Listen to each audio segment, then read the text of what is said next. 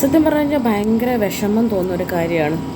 7 ദിവസമായി നമ്മുടെ ഒരു സഹോദരൻ മണ്ണിൻ്റെ അടിയിൽ പെട്ടിട്ട് കർണാടകയിൽ. എന്താണ് ചെയ്യുന്നതെന്ന് ഒരു ഐഡിയയും കിട്ടുന്നില്ല. നമ്മളിവിടെ പ്രവാസികളായ നമ്മൾക്ക് പോലും ഉറക്കം കെടുത്തുന്നൊരു കാര്യമാണ്.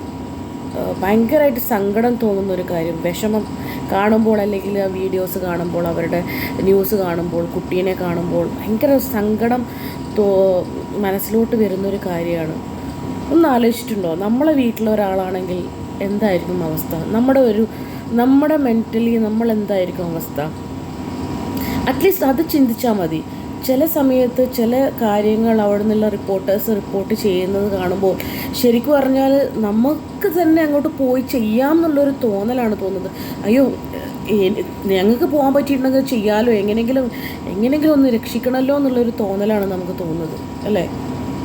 ശരിക്കും വളരെ വളരെ വളരെ മോശമായിട്ടുള്ളൊരു റെസ്ക്യൂ ആണ് ഇപ്പോൾ നടന്നുകൊണ്ടിരിക്കുന്നത്. 7 ദിവസമായിട്ട് ഒരു മണ്ണ് ഇടഞ്ഞിട്ട് ആ മണ്ണ് മാറ്റി തീരാൻ പറ്റുന്നില്ല, അല്ലെങ്കിൽ ആ മണ്ണിനടിയിൽപ്പെട്ട ഒരു ലോറി കണ്ടുപിടിക്കാൻ പറ്റുന്നില്ല എന്ന് പറഞ്ഞാൽ, ഇത്രയും വെൽ എക്യുപ്ഡ് ആയിട്ടുള്ള നമ്മുടെ ഇന്ത്യൻ നേവി അവർ പോലും വന്നിട്ടൊന്നും ചെയ്യാൻ പറ്റാതെ തിരിച്ചുപോയി.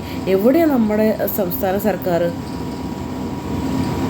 എന്താണ് ആരും ഒന്നും ചെയ്യാത്തത്? സങ്കടം തോന്നുന്നു, ഭയങ്കരമായിട്ട് സങ്കടം തോന്നുന്നു, സഹിക്കാൻ പറ്റുന്നില്ല.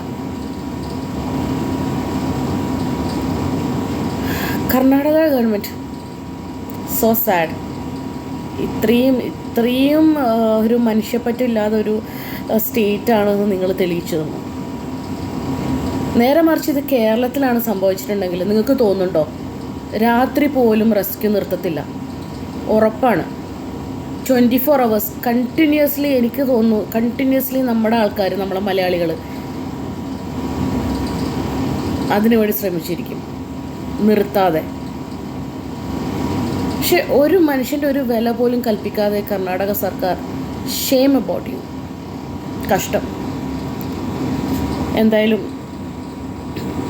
ജീവനോടെ തിരിച്ചു കിട്ടട്ടെ ആ സഹോദരനെ, അത്രേ പറയുന്നുള്ളൂ. പ്രാർത്ഥനയും എപ്പോഴും.